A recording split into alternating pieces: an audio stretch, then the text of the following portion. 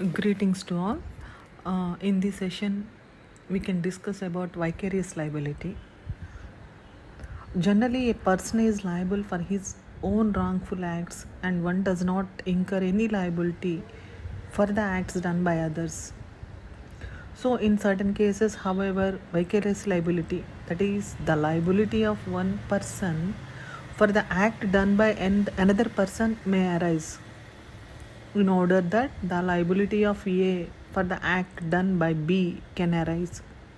So it is necessary that there should be a certain kind of relationship between A and B, and the wrongful act should be in a certain way connected with that relationship.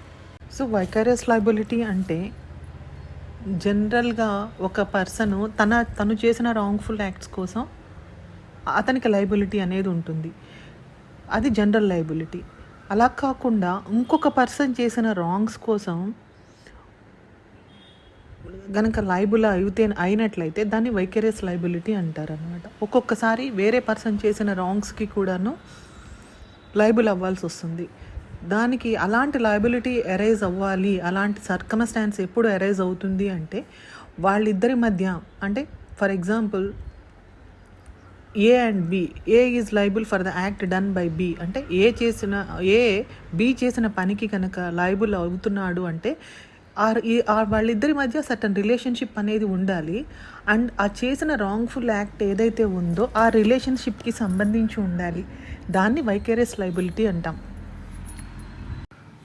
The common examples of such liability are liability of the principal for the tort of his agent, and liability of the partners for each other's tort, and the third one is liability of the master for the tort of his servant. So when an agent commits a tort in the course of performance of his duty as an agent, the liability of the principal arises for such wrongful act, and the agent is liable because he has done the wrongful act, and the principal is liable vicariously because of the principal agent relationship between the two. Both can be made liable for the same wrongful act. They are considered to be joint tortfeasors, and their liability is joint and several. In such a case, the plaintiff has a choice either to sue the principal or the agent or both of them. So vicarious లయబిలిటీకి common examples ఏంటి అంటే liability of the principal, agent commit అయిన wrongful యాక్ట్కి principal liable అవటం అనేది ఒక circumstances అయితే, partners మధ్య, అందరి పార్ట్నర్స్ మధ్య ఒక పార్ట్నర్ కనుక రాంగ్ఫుల్ యాక్ట్ కమిట్ అయితే వాళ్ళందరి liability. And the third one వచ్చేటప్పటికి ఏంటంటే మాస్టర్ సర్వెంట్ చేసిన రాంగ్ఫుల్ యాక్ట్కి మాస్టర్ లయబుల్ అవ్వటం. ఈ మూడు రిలేషన్షిప్స్ ఉంటాయి. ఈ మూడు రిలేషన్షిప్స్లో వైకేరియస్ లయబిలిటీ అనేది అరైజ్ అవుతుంది. సపోజ్ ఒక ఏజెంట్ కనుక తన డ్యూటీ, అంటే in the course of performance of his duty, ఏజెంట్గా తను చేసే పని చేస్తున్నప్పుడు కనుక ఒక రాంగ్ఫుల్ యాక్ట్ కనుక కమిట్ అయినట్లయితే ప్రిన్సిపల్ లయబుల్ అవుతాడు, వైకేరియస్లీ లయబుల్ అవుతాడు. బికాజ్ ప్రిన్సిపల్కి ఏజెంట్కి మధ్య రిలేషన్షిప్ అనేది ఉంది, ప్రిన్సిపల్ అండ్ ఏజెంట్ రిలేషన్షిప్ అనేది ఉంది. కాబట్టి ఏజెంట్ చేసిన ఏ రాంగ్స్కైనా కూడా, ఏ రాంగ్ఫుల్ యాక్ట్కైనా కూడాను ప్రిన్సిపల్ లయబుల్ అవుతారు. కాబట్టి వాళ్ళు both can be made liable for the same wrongful act. ఒకే రాంగ్ఫుల్ యాక్ట్కి ఇద్దరు లయబుల్ అవుతారు, అండ్ వాళ్ళని జాయింట్ టార్ట్ ఫీజర్స్ అంటారు. అండ్ వాళ్ళ లయబిలిటీ వచ్చేటప్పటికి it is joint and several. ఇలాంటి సర్కమ్స్టాన్సెస్లో ప్లెయింటిఫ్కి చాయిస్ ఉంటుంది, ప్రిన్సిపల్ మీద సూ చేయడానికి, ఆర్ అదర్వైజ్ ఏజెంట్ మీద సూ చేయడానికి, ఆర్ బోత్ ఆఫ్ దెమ్, ఇద్దరి మీద కూడా సూ చేయొచ్చు. సో ఫస్ట్ మనం ఈ ప్రిన్సిపల్ అండ్ ఏజెంట్ రిలేషన్షిప్ని చూద్దాం. Here we can see the relationship between the principal and agent, and how the principal is responsible for the acts of the agent.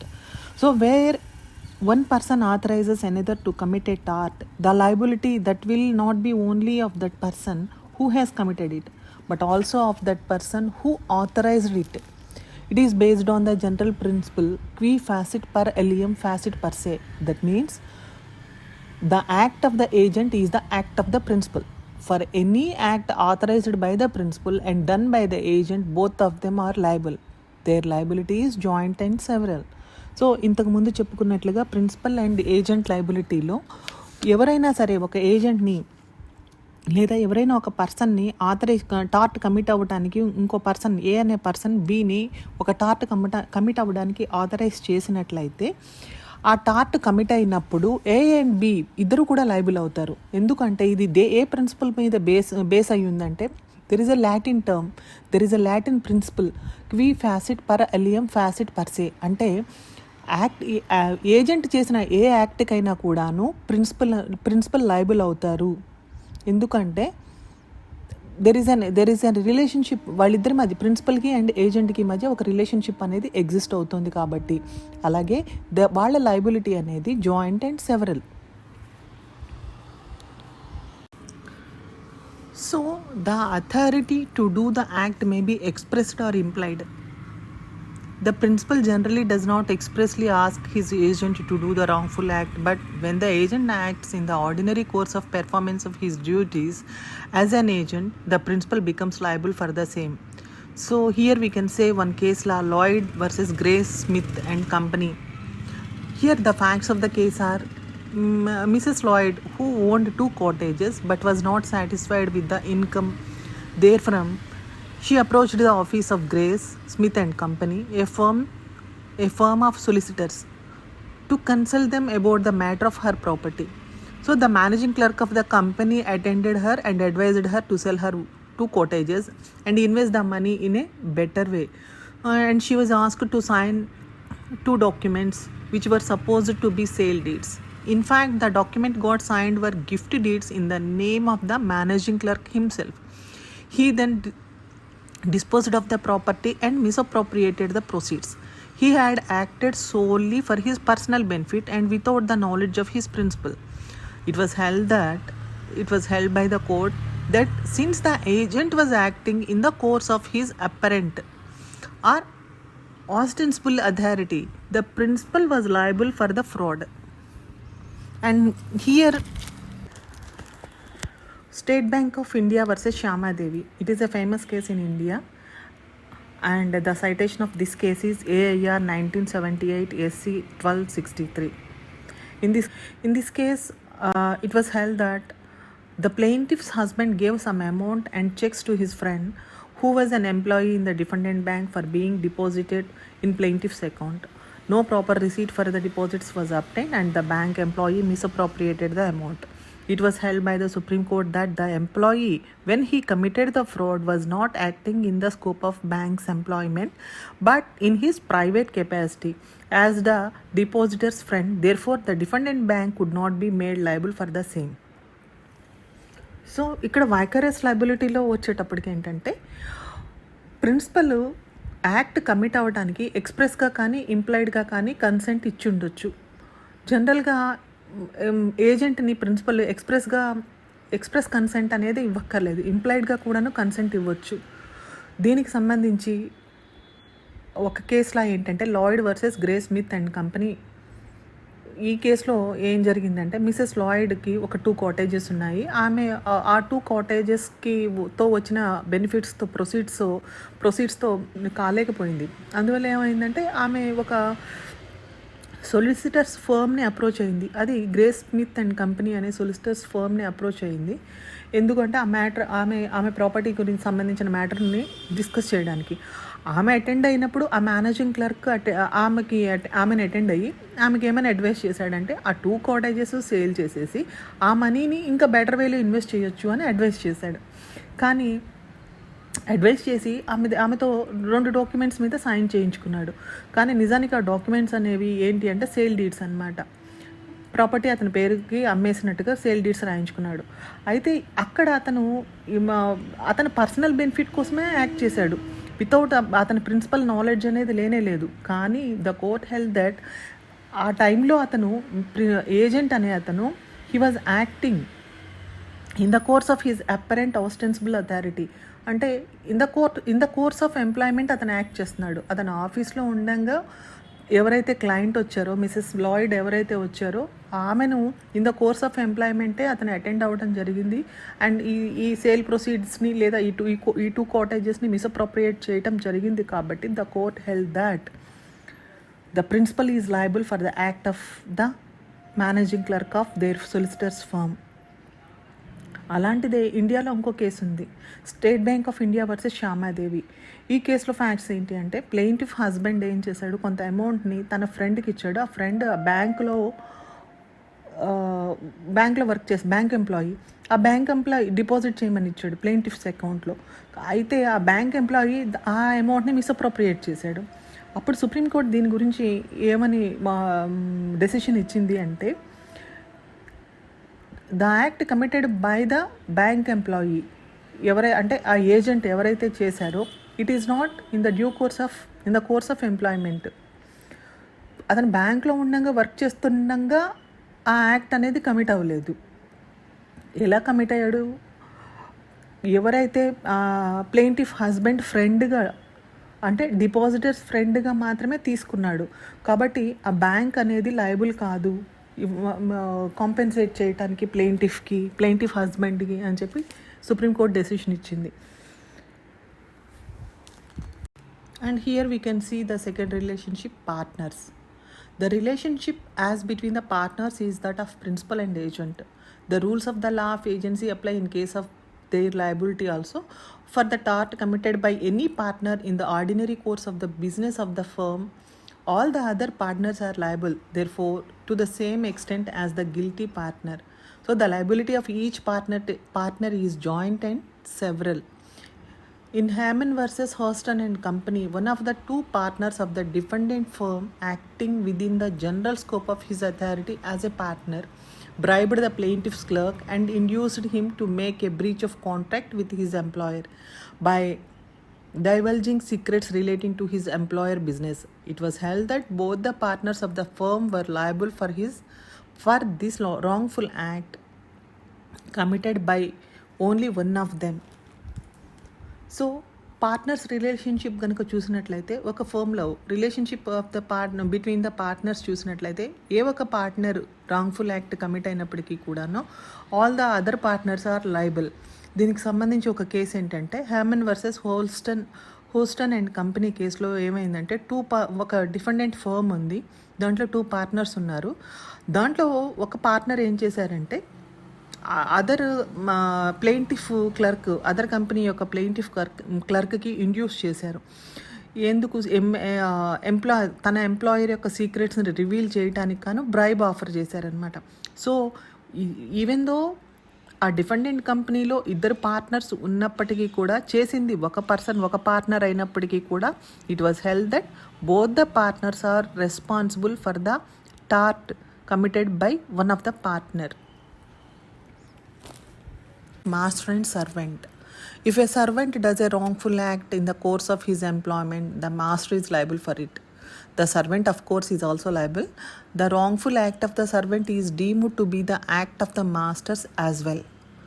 So, the doctrine of liability of the master for act of his servant is based on the maxim respondeat superior, which means let the principal be liable, and it puts the master in the same position as if he had done the act himself.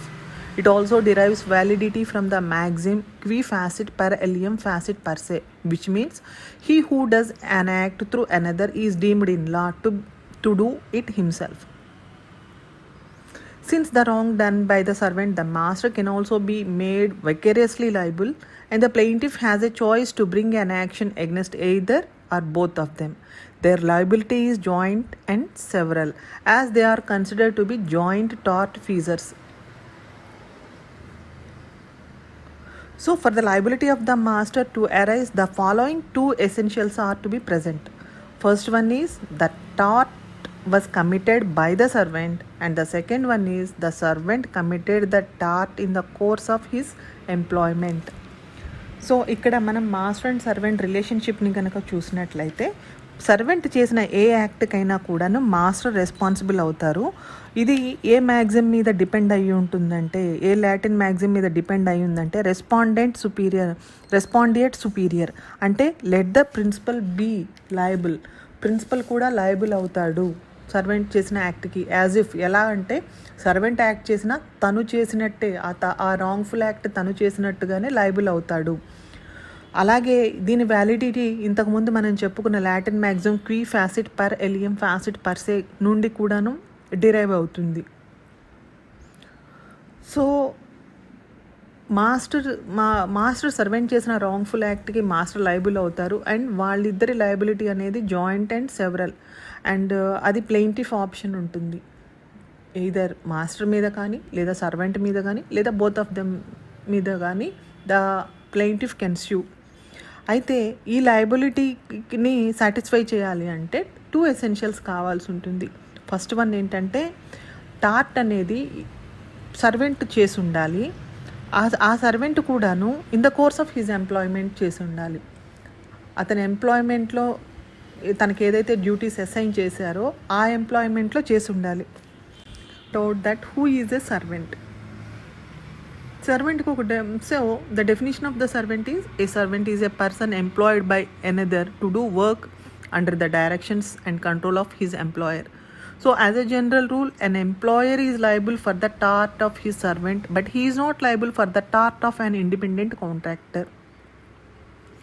So who is a servant అంటే meaning ఏంటంటే ఎవరైతే ఒక work చేయడానికి ఏ work చేసినా అది under the directions of and control of the employer కంట్రోల్లో, employer డైరెక్షన్లో ఏ servant అయినా సరే, ఏ పర్సన్ అయితే వర్క్ చేయడానికి ఎంగేజ్ చేసుకుంటారో అలాంటి పర్సన్ని సర్వెంట్ అంటాం.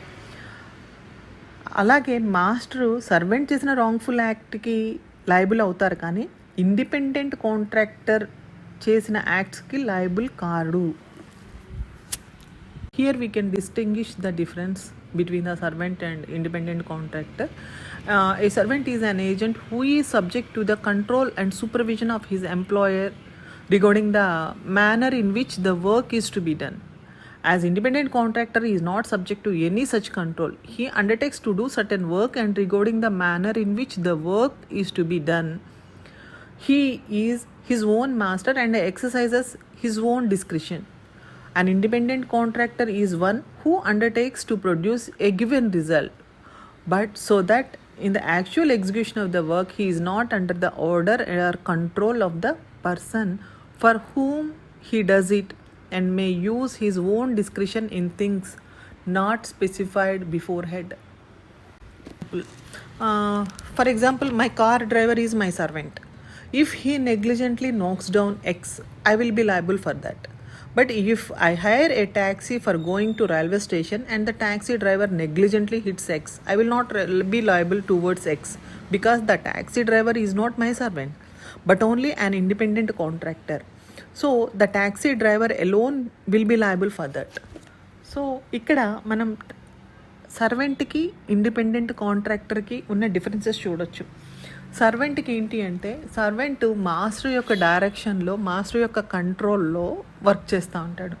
ఇండిపెండెంట్ కాంట్రాక్టర్ ఏంటంటే వర్క్ చేస్తాడు, కొంత వర్క్ అతనికి అసైన్ చేయబడుతుంది ఫర్ ఆ వర్క్ ఏది సర్టన్ రిజల్ట్ రావటం కోసం, అంతే తప్ప అతను మాస్టర్ యొక్క డైరెక్షన్లో కానీ మాస్టర్ యొక్క ఇన్స్ట్రక్షన్స్లో కానీ వర్క్ చేయడానికి అవసరం లేదు.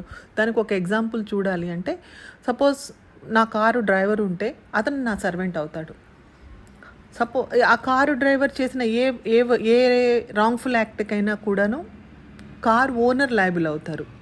అలా కాకుండా ఫర్ ఎగ్జాంపుల్ ఒక పర్సన్ కనుక ఒక ట్యాక్సీలో వెళ్ళినట్లయితే ట్యాక్సీ డ్రైవర్ నెగ్లిజెంట్గా ఎవరినన్నా హిట్ చేసినట్లయితే అక్కడ ట్యాక్సీ డ్రైవర్ వచ్చేటప్పటికి ఏంటంటే ఇండిపెండెంట్ కాంట్రాక్టర్ అవుతారు. ఎవరైతే ట్యాక్సీని ఎంగేజ్ చేసుకున్నాడో అతను మాస్టర్ అవుతాడు. కానీ master is not responsible for the acts of the independent contractor. But there are certain exceptions for this rule. So the rule is master is not liable for the acts of the independent contractor, but there are certain exceptions. Those are, if an employer authorizes the doing of an illegal act or subsequently ratifies the same, he can be made liable. So the real reason for such liability is that the employer himself is party to the wrongful act along with the independent contractor, and therefore he is liable as a joint tortfeasor. అంటే జనరల్గా independent contractor చేసే ఏ యాక్ట్కి కూడాను, చేసిన ఏ wrongful యాక్ట్కి కూడాను master responsible కాదు. కానీ దానికి కొన్ని ఎక్సెప్షన్స్ ఉన్నాయి. ఏంటి అంటే, ఇన్ కేస్ మాస్టర్ కనుక ఆథరైజ్ చేసినట్లయితే, లేదా ఎంప్లాయర్ కనుక రాంగ్ఫుల్ యాక్ట్ కమిట్ అవ్వమని ఇండిపెండెంట్ కాంట్రాక్టర్ని కనుక ఆథరైజ్ చేసినట్లయితే, అప్పుడు మాస్టర్ రెస్పాన్సిబుల్, ఇండిపెండెంట్ కాంట్రాక్టర్ యొక్క రెస్పాన్సిబుల్ కూడాను జాయింట్ అండ్ సెవరల్ అయిపోతుంది. And second exception is, an employee is liable for the act of an independent contractor in cases of strict liability. So అంతకుముందు వరకు అంటే in Rylands versus Fletcher case, the employer could not escape the liability for the damage caused to the plaintiff when the escape of water from a reservoir got constructed by the defendant from an independent contractor flooded the plaintiff's coal mine.